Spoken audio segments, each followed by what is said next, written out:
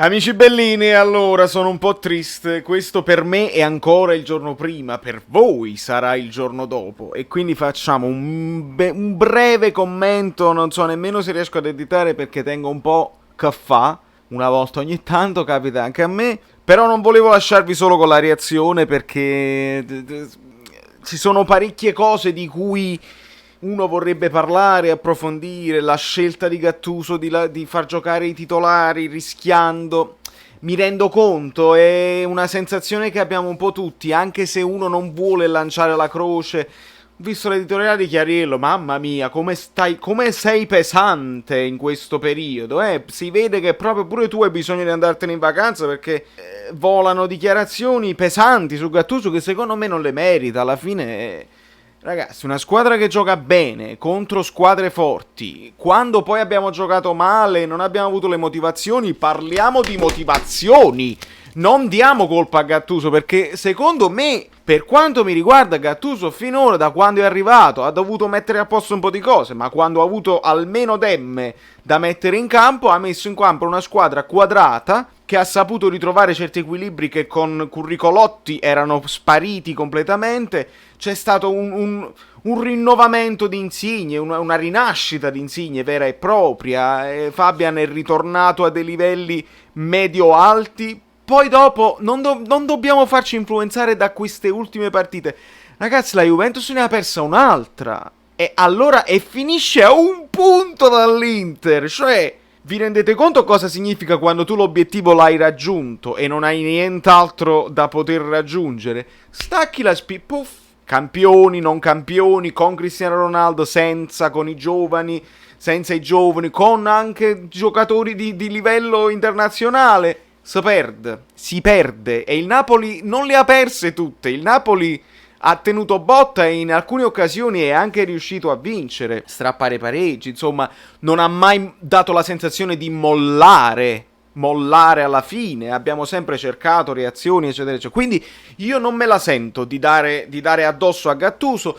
Sulla scelta dei titolari io mi rendo conto che lui volesse provare un affiatamento perché qua serve la partita perfetta e con la partita perfetta contro il Barcellona neanche è detto che la svanghi, quindi secondo me è stata proprio una questione, li voglio fare affiatare, voglio che quando vanno là loro si girano e sanno già chi è il compagno, sanno il gioco che devono fare, perché se fai giocare Lozano al posto di Insigne è un gioco diverso, non ti puoi appoggiare su Insigne, Lozano non farà il rientro come quinto, come sesto se rientrasse anche Callejon in difesa, quindi sotto questo punto di vista io lo comprendo. Oltretutto era in formissima e quando si tratta di infortunio muscolare ti può capitare anche quando scendi le scale, non è stato un fatto di affaticamento e quindi l'hai affaticato e non è arrivato brillante.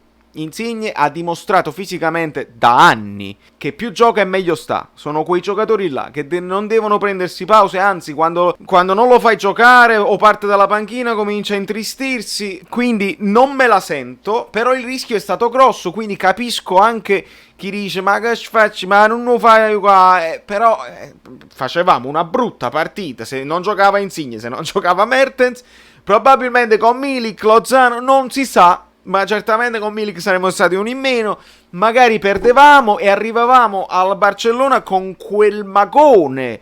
Maronna mia, perdiamo sempre, non segniamo e abbiamo difficoltà a segnare le azioni che facciamo e quando invece ci attaccano prendiamo sempre gol. Immaginate andare con questa psicologia a Barcellona, sarebbe stata una tragedia, invece ci arriviamo bene, con la speranza che Insigne magari questo infortunio non è grave e quindi lo possiamo recuperare, e con la seconda speranza, nel caso in cui questa preghiera non va a buon fine, che il sostituto Lozano o pensavo io Elmas, probabilmente per essere un poco più coperti, ed Elmas non da mezzala può dare anche qualcosa in più perché tenta il dribbling, Gattuso l'ha fatto un'altra volta, l'ha pensato un'altra volta e quindi potrebbe anche essere una soluzione a sorpresa, anche se poi i messicani come li mantieni? Mamma mia, non gioca Insigne, non gioca manco Lozano. Comunque, il fatto è questo, è che è bene arrivare a Barcellona almeno con quella sensazione siamo forti, possiamo farcela, se stiamo chiusi indietro e ripartiamo. Abbiamo fatto 3 gol contro la Lazio, che comunque è una squadra che ha fatto un campionato di ottimo livello. Poi si sono cagati in mano, si sono cagati sotto, ma tant'è, va bene anche così, e parliamo comunque del record di punti della loro storia, record di vittorie, eccetera, eccetera. Quindi non è una squadra che andava sottovalutata e non l'abbiamo sottovalutata. Il Napoli un po' più guardingo nel primo tempo, per secondo me disposizioni di Gattuso. Immaginiamo che davanti abbiamo il Barcellona, ma poi ci siamo probabilmente anche resi conto, ma questi non giocano bene a calcio, cioè non è un esempio probante per questi, non fanno il gioco del Barcellona, non hanno la tecnica e i fraseggi del Barcellona, quindi pigliamoci il pallone e chiudiamo sta partita, e il Napoli questo ha fatto fondamentalmente. Quindi poi il nervosismo finale, brutta roba, interventi brutti, cattivi da parte loro. Da parte nostra io prendo solamente Manolas, che sembra sempre che si sta giocando il derby. Manolas fuori di testa, questo è uno dei pensieri che deve fare Gattuso. Vuoi usare Manolas o è meglio Maksimovic? Perché se sta in forma, ovviamente. Perché si rischia se Manolas la prende così, spingi con le braccia larghe l'avversario, fai ostruzione a palla lontana. L'intervento che ha scatenato tutto il zio porco di Inzaghi e Gattuso non era un intervento cattivo, quindi in quel frangente no. Però per il resto della partita Manolas non ci è piaciuto e si prende tanti meno. Questo non facciamo magari la pagella a tutti gli effetti perché tenga che fa, però credetemi, Ospina mi è piaciuto in un'uscita dove ha accompagnato Correa.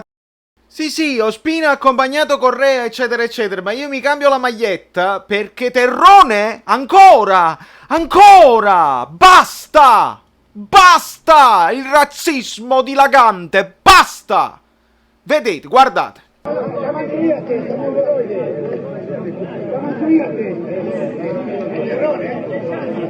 Terrone, vieni, come devi dire in faccia per un Terrone? E vi sembra possibile? Ancora? Ma quante volte lo dobbiamo dire? E quella famosa frase mi sono scocciato anche di denunciarlo. No, non mi scoccio, lo dico ogni volta finché non la smettete. Perché non è possibile che ogni volta che succede qualcosa la prima reazione che hanno certi personaggi è di fare insulto razzista. Guarda che questo è lo sfogo di 2 secondi. Perché io non riesco ad accettarlo più nel 2020 con tutto quello che succede nel mondo. Guarda, lasciamo perdere. Continuiamo con le valutazioni. Finite questo video così e poi dopo ne facciamo un approfondimento un'altra volta. Basta. Sul gol ha trovato un angolino così, non lo so se era colpevole, non ho giocato a porta, non ho proprio idea. Di Lorenzo bene e male, un buon movimento, un buon dinamismo, però non so, avrebbe secondo me potuto dare qualcosa in più. Resto sul 5,5, 6 per la vittoria, ma non ho sentito chiarirlo, 6,5, non lo so, forse non lo guardate io certe cose. K2 meglio di Manolas, anche lui un pochino ha fatto un paio di interventi un po' rischiosi dove non gli è riuscito l'anticipo, però poi è salito in cattedra e fondamentalmente Immobile, Correa, tutto quello che... Motociclette 10 HP, tutto quello che volete voi, ma non sono stati pericolosi sinceramente. Questa Lazio spiace, ma non mi è piaciuta, quindi Koulibaly ha chiuso in crescendo.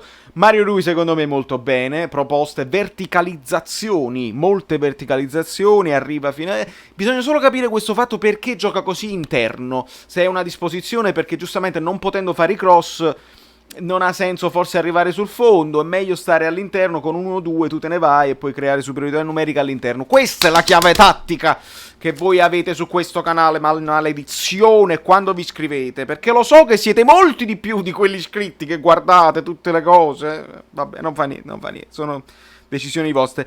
Mi è piaciuto molto Lobotta, moltissimo, ha fatto un paio di errori in uscita, qualche passaggio sbagliato, però poi si è giostrato molto bene, propone il passaggio, mi è piaciuto, però mi è piaciuto anche di più Demme, quei pochi minuti, quindi credo sia la partita di Demme fondamentalmente, molto bene. Zielinski, andatevi a vedere il video di Cross, quello del Real Madrid, The Cross Move, e vedrete che Zielinski fa quella cosa là. Questa è una chicca, andatevi a guardare questa cosa qua.